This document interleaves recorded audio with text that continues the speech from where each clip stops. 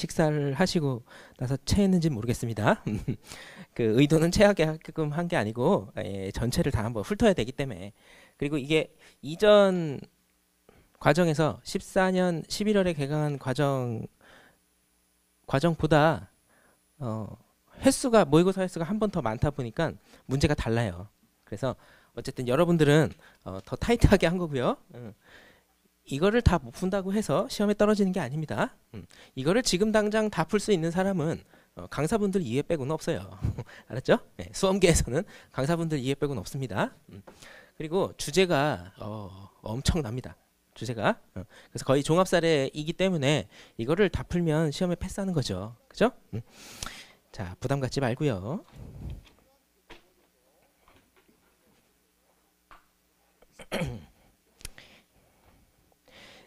자, 1번. 1번 처음부터 숨이 막히죠. 예, 처음부터 재문제표가 나오기 때문에 그런 건데 요럴 때는 숨이 막힐 때는 다른 걸로 워밍업을 하시고 숨 막히는 걸 나중에 해도 돼요. 그런 차원에서 제가 앞에다가 일부러 숨이 탁 막혀라 라고 이제 여기다 제시를 한 겁니다. 자, 문제 1번을 보시면 예전에 01년도에 이런 형태의 문제가 나왔었어요.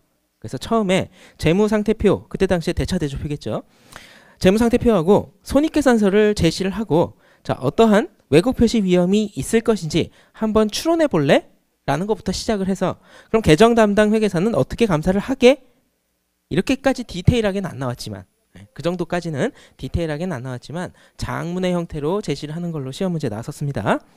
자, 우선 한번 보겠습니다. 자, 우리는 업무의 할당을 연계성 있게 내부 통제 중심으로 업무를 할당을 하는 경우 감사 자체는 재무상태표 항목 중심으로 업무가 할당된 걸로 알아먹어야 되고 손익계산서 항목은 연계성에 따라서 같이 감사를 하는 거다. 자, 이렇게 이제 알아들어야 됩니다.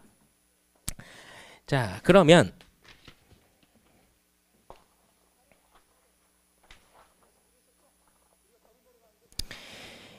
자, 일단 자, 어떤 것부터 볼 것이냐? 굉장히 애매모호하긴 해요. 언제부터? 네, 물음 1번부터. 자, 물음 1번의 내용이 감사 팀원에게 중점 감사 항목으로 지시할 사항을 3가지만 쓰라. 여러 가지가 있는데 그 중에서 3가지만 쓰라 이렇게 돼 있었어요. 자, 그러면 책임회계사 입장에서 봤을 때 분석적 절차를 수행을 한다. 그러면 재무제표 전체 수준에서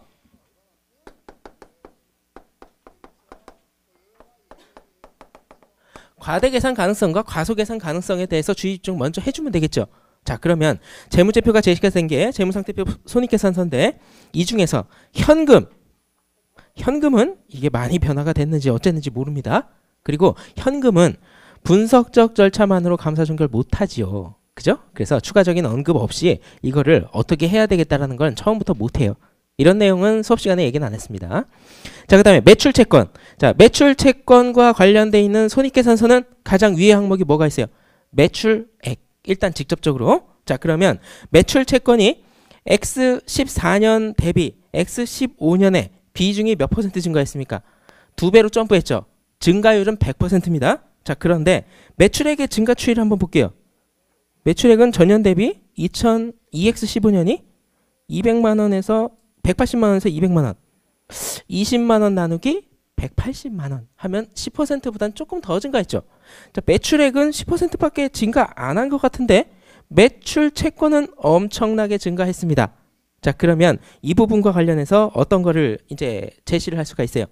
매출액의 증가율보다 매출 채권의 증가율이 더 높기 때문에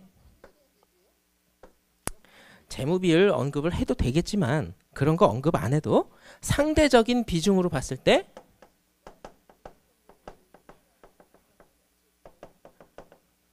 매출채권이 과대게 상대할 가능성에 주의 집중해서 매출채권 담당 계정 회계사한테 지시를 하겠죠. 매출채권의 과대계산 가능성에 관련해서 계획을 잘 수립하고 수행하세요. 이렇게 얘기를 할 겁니다. 자, 그 다음 자, 매출채권 바로 밑에 재고자산 있죠. 재고자산은 10만 원에서 15만 원으로 몇 퍼센트 점프했습니까? 점프한 게 한 50% 정도? 뭐 요 정도 이렇게 점프한 것 같네요. 그죠? 자, 그러면 자, 매출 원가하고 재고자산하고는 서로 어떻게 상쇄 효과가 있죠. 그죠? 그래서 매출 원가하고 매출 원가하고 재고 자산과 관련된 연계성을 한번 생각을 해봐야 됩니다. 자, 일단은 재고 자산과 관련해서 재고 자산이 얼마만큼 증가했습니까? 지금 10만 원에서 15만 원으로 5만 원 나누기 10만 원.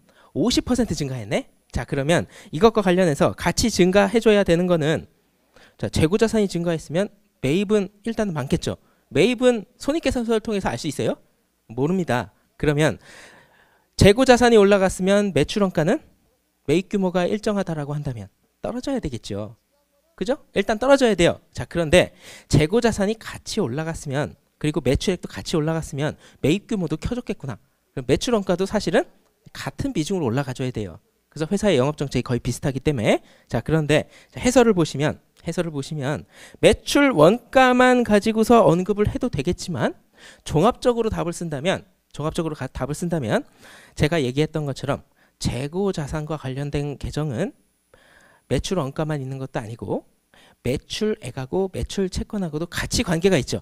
뭐 물론 매입 채무하고도 관계가 있습니다. 그런데 확인할 수 있는 건 재고 자산은 매출 채권, 매출 원가 하고 관계가 있기 때문에 매출 총이익도 관계가 있어요. 자, 그렇다면 일단 매출 채권에 대해서 언급을 다 끝마쳤기 때문에 재고 자산과 관련해서 언급을 할 때는 일단 첫 번째로 매출 원가 언급을 해주고, 매출액의 증가 추이가 그렇게 크지 않은 상태다라고 한다면 매출 원가도 거의 비슷하게 올라가야 돼요. 그죠? 매출 원가도 비슷하게 올라가야 됩니다. 자, 그런데 비중을 보시면, 자, 해답에 매출액의 증가율 대비 매출 원가의 증가율이 지극히 낮아서 매출 총이익이 전기 대비 단기 급증하였다. 자, 그러면 매출액은 11% 증가했고 매출 원가는 0.7%밖에 증가 안 했어요. 원래는 같이 따라 올라가야 됩니다. 그죠? 매출액 증가 추이에 비해서. 자, 그러면 매출 원가가 상대적으로 적게 상승했다라고 하면 T 계정을 그리면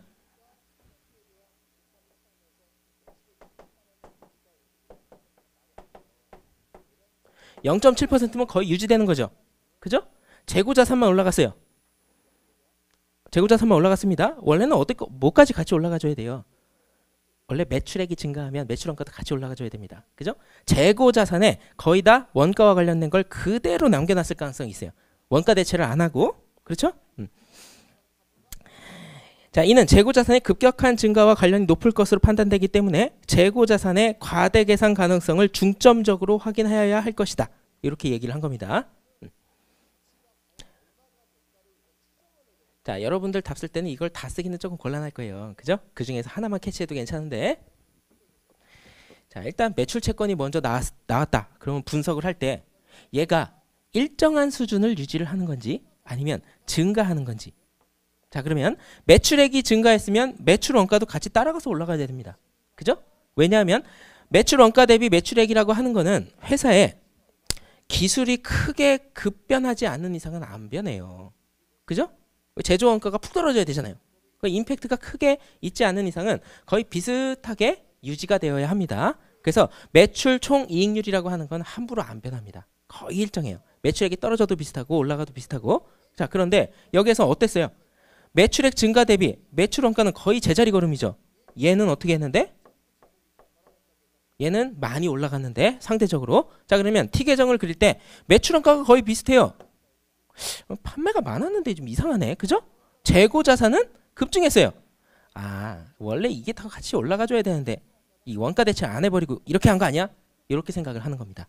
알죠? 그래서 이 상관관계가 있다는 것만 기억을 하면 돼요. 뭐와 관련해서? 매출액과 관련해서. 그죠? 어렵죠? 이거를 처음부터 하기가 쉽지가 않습니다. 자, 그럼 이걸 생각해 보세요. 재고 자산은 매출 프로세스하고 매입 프로세스하고 같은 관계가 있죠. 근데 매입은 여기서 확인 가능해요? 매입 확인 가능한 거 없습니다. 재무제표에서는 세부적인 내역을 봐야지. 자, 그 다음에 뭐 유형자산, 유형자산과 관련해서 뭐 감가상각비가 나와야 되는데 유형자산 감가상각비 언급은 전혀 없었죠. 일단 그죠? 없었고 알 수가 없고요. 그 다음에 금융자산.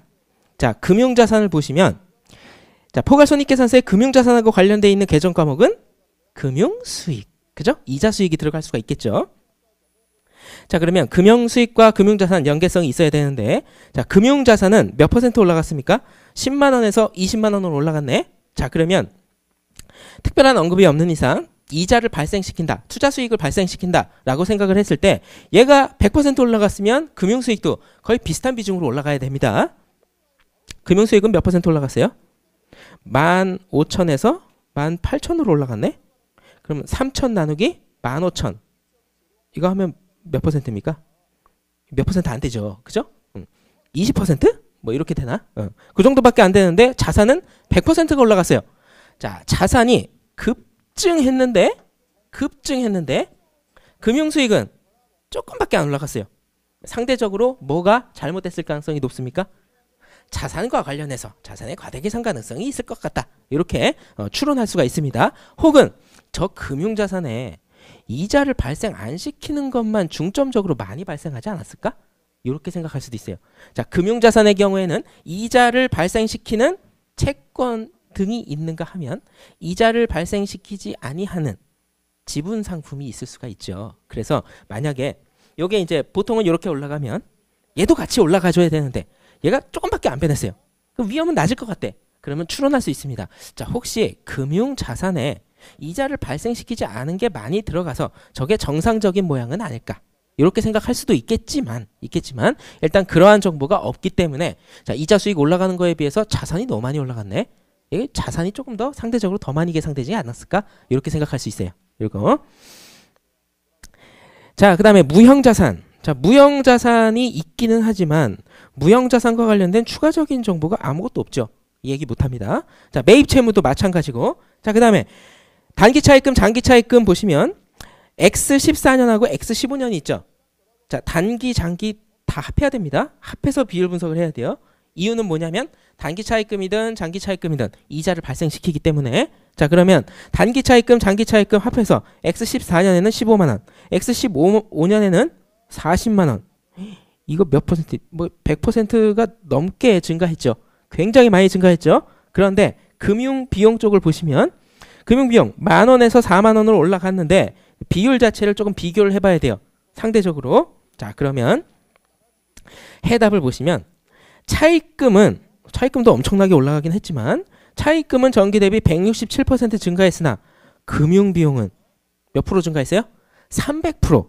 자, 그러면 이자가 올라가는 것만큼 저게 이자부 부채이기 때문에 부채도 같은 비중으로 올라가야 되는데 그렇지 않은 거죠. 그러면 상대적으로 뭐가 덜 올라간 겁니까? 차입금이. 그래서 이자 비용 증가된 거에 비해서 차입금이 덜 올라갔기 때문에 차입금이 상대적으로 과소계상되지 않았을까. 그래서 차입금의 과소계상 가능성에 중점적으로 감사를 실시를 해야 됩니다. 자, 그 다음 추가적으로 자본금은 5만 원 증가해서 증자가 된 건지 뭐 어쩐지 모르겠지만 어쨌든 뭐 내용은 없어요. 자본이익여금도 마찬가지고. 자, 이익이익여금 전기하고 단기하고 이익이익여금이 변동이 없다. 그럴 리는 없습니다. 올라가거나 떨어지거나 둘 중에 하나인데. 자, 그러면 단기 순이익이 없는 것일까? 아닙니다. 봤더니 얼마가 돼 있어요? X14년, X15년 각각 단기 순이익이 있네. 그죠? 괜찮죠? 그러면 단기 순이익이 있으면 이익이익여금이 올라가야 될 거 아닙니까? 그죠? 이익이익여금이 올라가야 되는데 이익이익여금이 올라가지도 않았어요. 그렇기 때문에 요거는 이익이익여금 계산에 적정성에 문제가 있을 것 같다라고 생각을 하고 이익이익여금 계산의 적정성에 대해서 확인을 해야 돼요. 됐습니까?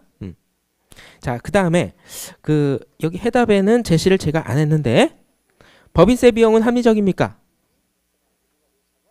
자, 법인세 비용이 합리적인 건 법인세 비용 나누기 세전 이익으로 판단하시면 돼요. 두 개를 비교하면 약간 다르긴 하지만 12% 정도가 나올 겁니다. 그러면 회사의 부담세율이 12% 정도로 전기하고 단기하고 세전이익 대비 법인세 비용이 비율이 일정하기 때문에 법인세 비용에는 큰 문제가 없겠구나. 이렇게 추론할 수 있어요. 알았죠? 자, 일단은 요거고 요거는 내공이 세져야지만 쉽게 답하지. 쉽게 답할 수 있는 부분은 아닙니다. 자, 어쨌든 요 상대적인 비교 있죠? 요거를 재고자산은 주로 매출하고 관계가 있고요. 재무제표와 관련해서 매입은 재무제표에서 직접 확인 불가능하니까. 그죠? 그래서 그거하고 연결시키시면 되겠고, 금융자산은 금융수익하고 관계가 있고, 금융부채는 금융비용하고 관계가 있겠더라. 이 정도까지만 알고 계시면 돼요. 그리고 이익여금은 출제가 거의 되지도 않았어요. 이익여금은. 자, 어쨌든 서설이 길긴 했지만 2페이지에 물음 2번 명세서가 나오죠. 이 명세서와 관련해서 문제를 한번 보겠습니다. 자, 물음 2번의 명세서를 보시면 계정 과목, 이거 시산표 계정 과목입니다. 첫 번째 현금, 비고에 시제연금 있고, 시제연금이 있으면 요거는 어떻게 해야 돼요? 실사해야 돼요.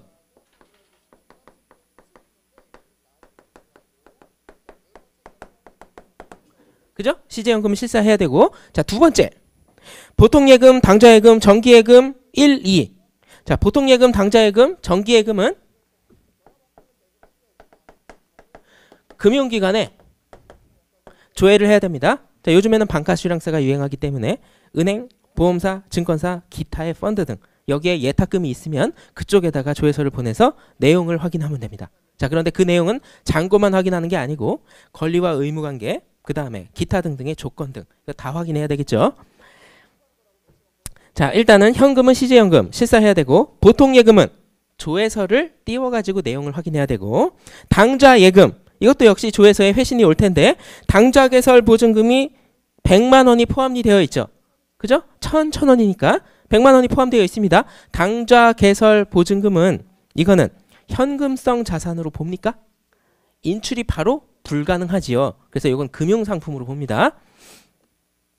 자, 정기예금 1번 만기가 X16년 6월 29일이에요.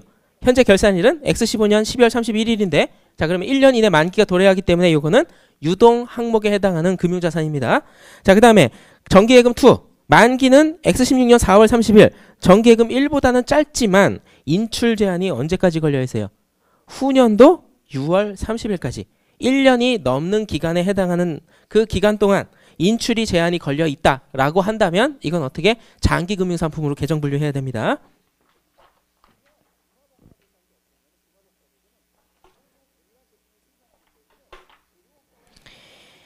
자, 그래서 이런 내용들을 쭉 기술을 했는데 그 중에서 3페이지에 보기에 양괄호 1번. 자, 요거는 내용을 한번 디테일하게 볼게요. 명세서 항목 중 현금은 X16년 1월 4일 오전 회사의 당일 업무 개시 전이기 때문에 현금이 뭐 변동하지 않았겠죠. 전일 말일자 기준으로 봤을 때. 그죠? 자, 그러면 감사인이 감사를 갔습니다. 명세서는 회사 담당자가 며칠자 기준으로 만들었겠어요? X16년 1월 3일자 기준으로 만들어 놓은 게 있겠죠. 그죠? 그래서 그 서류하고 실제 실물하고 대사를 해보고 차이가 있는지 확인을 한 다음에 그 다음에 업무만 종료를 하면 안 됩니다. 자, 우리는 감사를 X15년 12월 31일자 기준으로 하죠. 롤백 테스트를 해야 돼요. 여기에 대해서.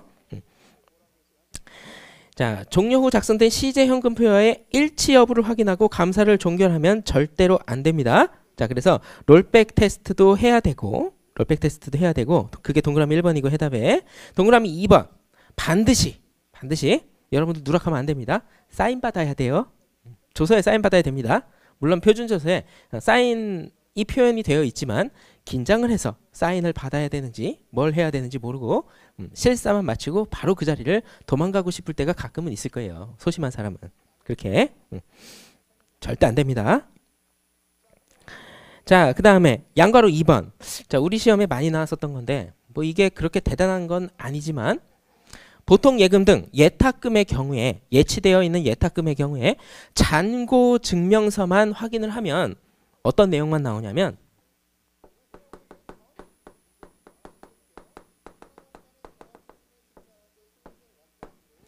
여기에 개, 좌, 번, 호 금액 리스트가 쫙 나오고 뭐 어느 은행에 누구 지점장 확인 도장 꽝 끝.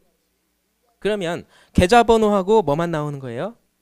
금액 잔액만 나오죠. 다른 인출 관계와 관련된 권리와 의무와 그 다음에 저당권 설정 내용은 일반적으로 기재를 안 합니다. 그래서 이런 경우에는 잔액에 대한 실제성만 확인하면 안 되죠. 금융상품은 실제성, 완전성, 권리와 의무, 평가 요거까지도 일반적으로 더 확인을 해줘야 됩니다. 특히나 당좌예금 같은 경우에는 기간기소까지도 확인을 해줘야 되겠죠. 그래서 은행조회서를 이제 발송을 해서 인출 관계와 관련된 인출 제한 등과 관련된 권리와 의무를 확인을 해줘야 됐었던 내용이고, 양가로 3번 당좌예금은 조회서상의 금액과 명세서에 기재된 당좌개설 보증금 그 이외의 금액에 대한 잔액 기타 인출 제한 내용을 모두 확인하고 명세서의 내용과 일치함을 확인한 후 감사를 그대로 종결했습니다. 이러면 안 되죠. 그죠? 계정분류가 잘못됐기 때문에 계정분류, 재분류에 대한 수정 권고도 했었어야죠. 그죠? 그 다음에 양가로 4번 정기예금 1과 2 역시나 어떻게? 현금 및 현금성 자산이 아니고 다른 금융상품으로 계정 대체를 했었어야지. 그죠? 그래서 계정분류와 관련해서 3번하고 4번 전부 어떻게 해야 돼요? 현금 및 현금성 자산이 아니란 말이죠. 앞에 페이지 2페이지에 요 명세서에 합계 잔액 5만 원이 뭐라고 하는 겁니까? 지금 왼쪽 부분에 재무상태표에 X15년에 현금 및 현금성 자산 5만 원을 나타내는 거죠. 그래서 양괄호 3번하고 양괄호 4번이 어느 계정 과목으로 계정 재분류가 돼야 돼요? 현금 및 현금성 자산 밑에 무형자산 바로 위에 금융자산으로 계정 분류가 되도록 수정 권고를 했었어야 됩니다. 이렇게 역시나 유동 비유동을 구분을 해야 됩니다. 그 보기에 해당하는 거는 그 제가 예전에 그 봤던 이제 후배 회계사 이제 막 합격한 회계사가 저는 이제 이것저것 수정사항이 있을 것 같아가지고 이거 하라고 줬는데 당연히 할 줄 알고 어려운 거 시켰겠습니까? 그죠? 할 줄 알고 줬는데 수정사항 없대. 그럴 리가 없는데 이것저것 많이 있을 텐데 절대 없대. 그래? 한번 봐봐. 엄청나게 많이 있는데 잔액을 일치한지 확인하고 계정 재분류도 계정 재분류 생각 안 했어요. 조회서 온 거하고 그 금액이 회사 경영진이 준 직원이 준 명세서하고 딱 맞는지 확인하고 일치합니다. 끝.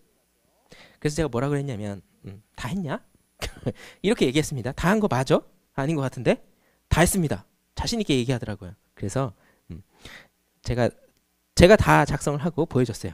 그랬더니 그 다음부터는 다 했다는 얘기를 안 하더라고요. 이거. 그래서 열심히 묵묵하게 일만 하는 사람은 안 돼요. 모르면 물어봐서 이거 좀 이상한 것 같은데요? 라고 얘기를 해야 빨리 피드백이 선배한테 올 거 아닙니까? 그래서 수정을 다 해줘야 되는데 공통상 A 회계사는 1번부터 4번의 절차를 수행하고 별다른 특이사항이 없어 수정 권고를 수행하지 않고 집에 가려고 그랬어요. 안 됩니다. 심지어는 이런 분들도 있어요. 감사를 했는데 조서를 안 만들었어요. 자, 그런 행위는 그 한 20년쯤 되는 혹은 20년이 안 됐어도 그 지분을 가지고 있는 파트너분들이나 하는 행동인데 직원 회계사가 이렇게 조서를 안 만들었어요. 조서를 왜 안 만들었니? 라고 물어보니까 자기 머릿속에 있대. 머릿속에 있다. 그래. 알겠다. 파트였어요. 하여튼 알겠다. 혼내기도 좀 그렇잖아. 그래서 그런 분들도 있었어요. 좀 이상하대. 근데 그 회계사가 다음에 빅펌에 가더라고요. 어떤 일이 벌어질지 참 눈에 선하긴 한데 안 돼요. 조서를 잘 만들어야 됩니다. 특히나 빅펌은 더. 자, 물음 3번. 재고자산 계정을 담당한 B회계사는 다음과 같은 명세서를 입수하였으며 이에 대응해서 재고자산과 관련된 감사 전략을 수립하기로 하였다. 자, 재고자산의 합계금액 15만 원이 앞에 페이지에 확인됩니까? X15에 재고자산 15만 원 있어요? 그거 먼저 확인하고 감사하는 겁니다. 자, 그래서 재무제표에 나와 있는 그 수치하고 명세서에 나와 있는 잔액하고 일단 일치한지 왁구를 확인한다 그러죠. 그 왁구가 그거예요. 앞뒤가 맞는지 딱 맞는지 확인을 하고 그 다음에 명세서를 보는 겁니다. 자, 명세서에는 또 기준일자도 나와 있죠. 결산일. 이 결산일 기준으로 제시하지 않으면 안 됩니다. 어떤 경우에는 감사일자로 만들어서 가져온 사람들도 있어요. 절대 안 되고. 재고자산 1번 본사 창고 보관, 재고자산 2번 경기도 일산 소재 창고에 보관, 그 다음에 재고자산 3번 대전광역시 소재 창고에 보관하고 있대요. 굉장히 분산돼서 보관하고 있죠. 자, 이렇게 분산돼서 보관하고 있는 경우에는 관리 상태가 상이할 수 있습니다. 자, 양가로 1번. 자, 거기에 여러분들 내용은 읽어봤으니까 재고자산 1. 본사 창고에 보관되어 있는 재고자산과 관련해서 다음에 보기 내용을 읽고 적절하지 않은 내용 두 가지를 지적하래요. 자, 보기 내용 중에 수량에 관해서는 결산 시점인 연말의 즈음에서 제품 출고가 집중된대요. 자, 그러면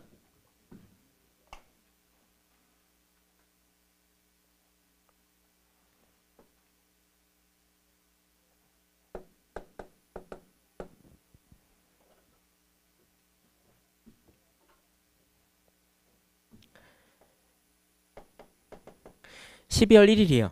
자, 요게 요 X축이 그 물량의 수준이라고 보면 물량 변동이 이렇게 있다가 갑자기 이렇게 오르락내리락 한 거예요.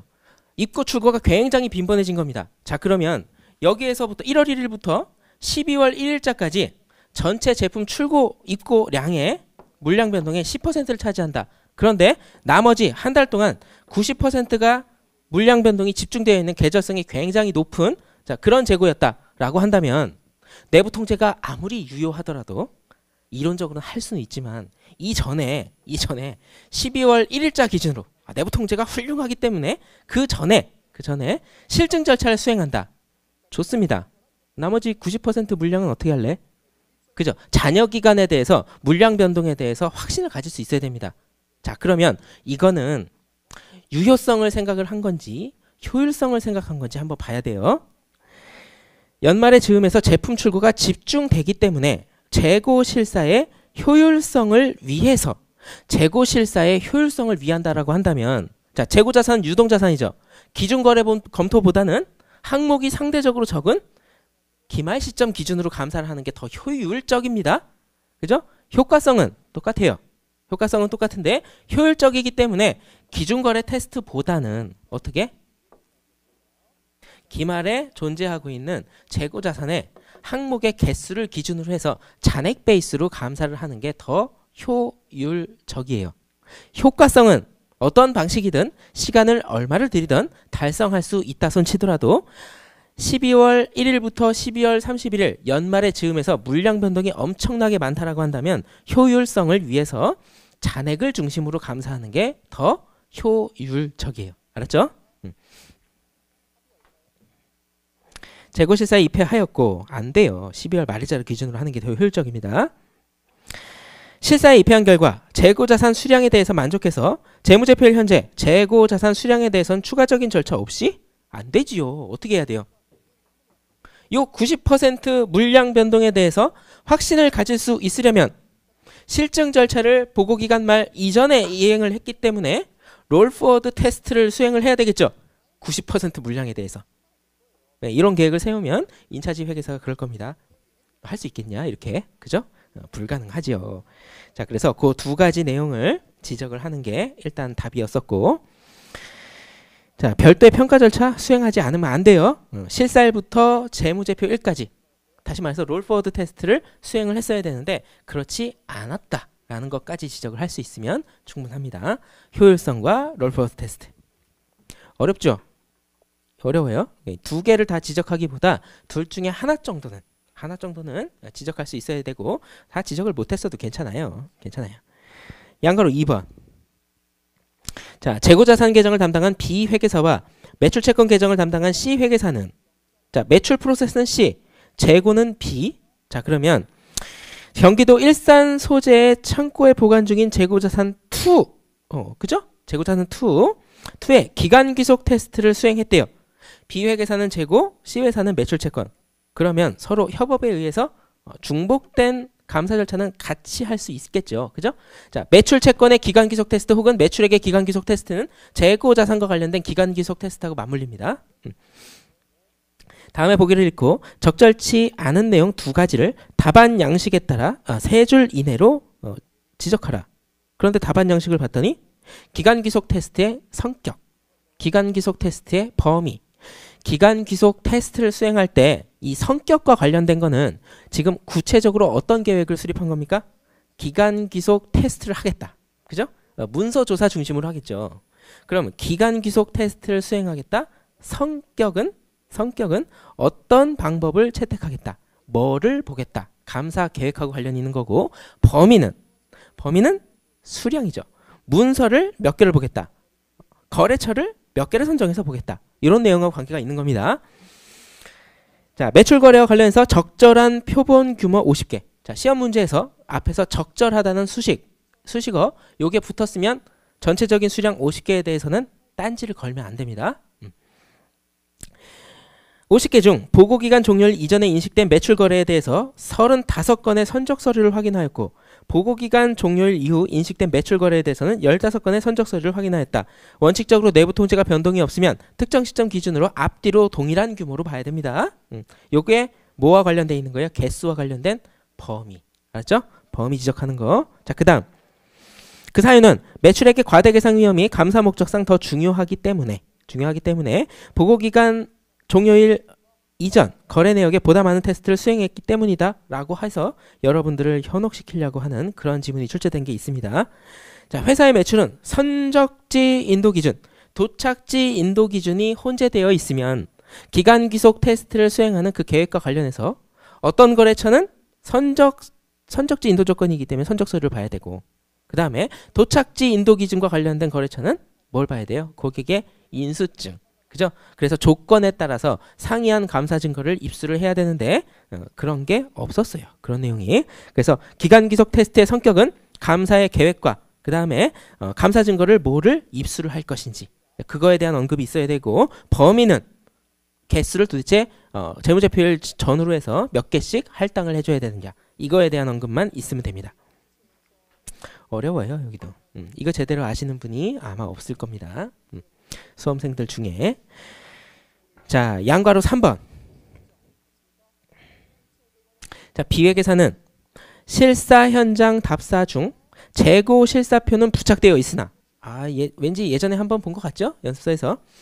다른 재고자산과 별도로 보관되어 있는 재고자산을 발견해서 실사 담당자에게 질문한 결과 실사 2패 1 중 출고될 예정이라는 답변을 들었습니다. 자, 그러면 출고가 지시가 있었기 때문에 출고가 예정됐겠지요. 그럼 확인되어야 될 서류는 출고 지시서 혹은 판매 지시서. 요거를 확인을 해서 그 재고가 진짜로 판매될 예정인지에 대해서 확인을 해주면 되는 거고, 나중에 기말 감사 때 실증 절차를 수행하면서 그 거래가 진짜로 판매됐는지에 대한 발생 사실을 확인하려면 선적 서류, 그 다음에 창고에서 불출이 된 수불부, 요 내용을 확인을 해주면 됩니다.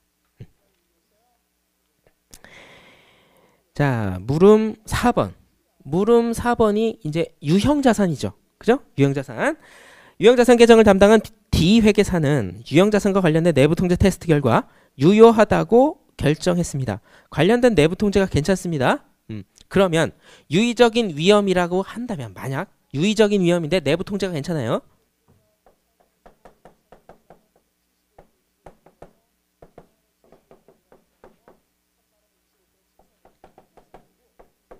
감사인이 내부통제 활용할 수 있어요? 네, 활용할 수 있습니다. 감사인의 판단하에 위험이 높다손 치더라도 어떻게? 의존할 것이라고 계획을 수립한 경우에는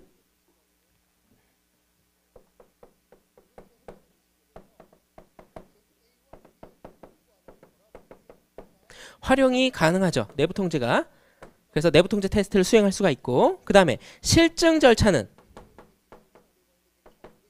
실증적 분석 절차만으로는 감사 종결 못하고 반드시 어떻게? 세부 테스트를 수행을 해줘야 됩니다. 알았죠? 그러면 실증적 분석 절차 하면 안 됩니까? 해도 되는데 그것만으로 종결하면 안 된다는 겁니다. 반드시 세부 테스트가 들어가줘야 된다는 거. 일단은 문제에 나와 있는 내용과 관련된 거는 언급을 한번 했고, 포인트는 그게 아니죠. 자, 실증적 분석 절차와 세부 테스트를 수행하면서 다음과 같은 내용을 감사조서에 문서화했습니다. 자, 실증적 분석 절차. 짐작해야 되겠죠. 유형자산 개정과 관련해서. 단기에 노후 설비를 대대적으로 교체 중에 있어요. 교체 중에 있어요. 건설 중인 자산이 아직 있습니다. 그럼. 또한 연평균 차입금에 대한 이자 비용이 약정서상 이자율보다 낮다라고 한다면 이자율은 차입금 평균 분의 이자 비용으로 산정이 가능한데, 이게 예를 들어 이자 비용이 100원만큼 지출이 된 상태예요. 지출은 되었으나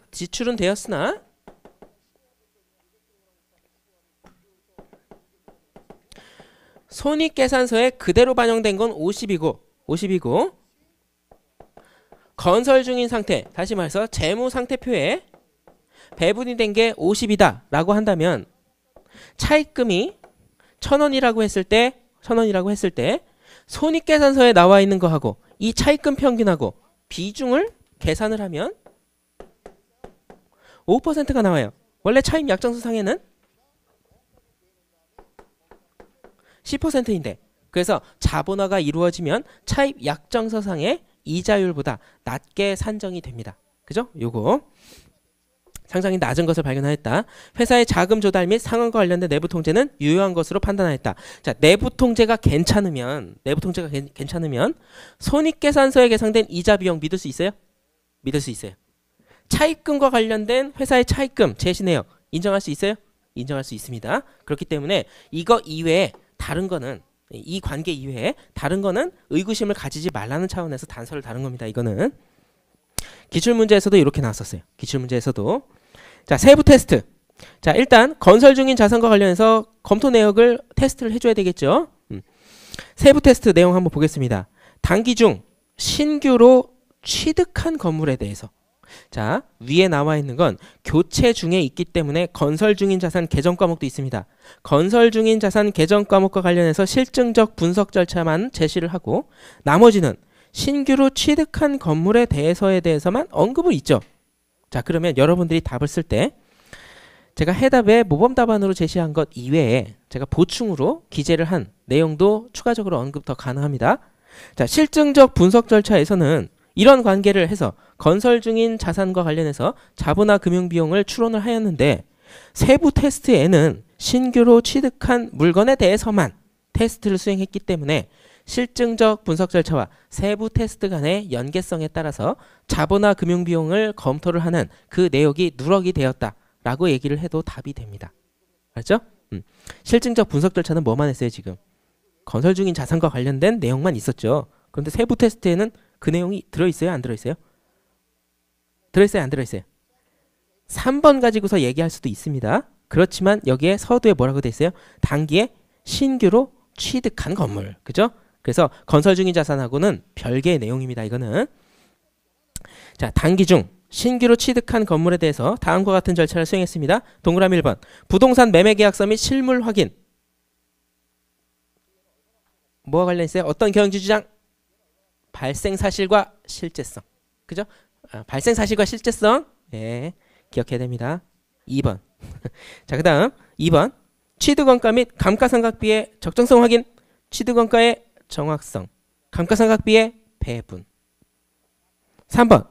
자산에 포함될 항목과 비용으로 처리할 항목의 적정성 확인. 계정 과목 간의 분류. 네 번째. 평가의 필요성 검토. 평가 그냥. 뭐가 빠졌어요? 제일 중요한 거. 권리와 의무가 빠졌지요. 그죠? 그래서 건물이기 때문에 부동산 등기부등본 입수해가지고 권리와 의무의 관계 을구에서 확인할 수가 있습니다. 그죠? 그 중에서 의무를 을구에서 확인할 수 있고 갑구에서 권리를 확인할 수가 있죠. 자, 그 다음에 그거 이외에 다른 문서 은행 조회서, 금융기관 조회서를 통해 가지고 저당권 설정 여부를 확인해서 같이 권리와 의무 관계를 확인할 수가 있겠습니다. 이렇게. 그게 이제 거기까지가 문제 1번이죠. 요게 여러분들 시험 문제에서 많이 다뤘던 가장 큰 아웃라인. 디테일한 아웃라인이 아니고요. 가장 큰 아웃라인이기 때문에 나중에는 다 맞춰줘야 돼요. 맞죠? 나중에 꼭 복습을 하세요. 원래는 다 맞췄어야 돼. 원래는 제 생각이고요. 자, 원래는 다 맞췄어야 되고. 다 맞은 사람 없어요? 알겠습니다. 네. 그저 웃지요. 자,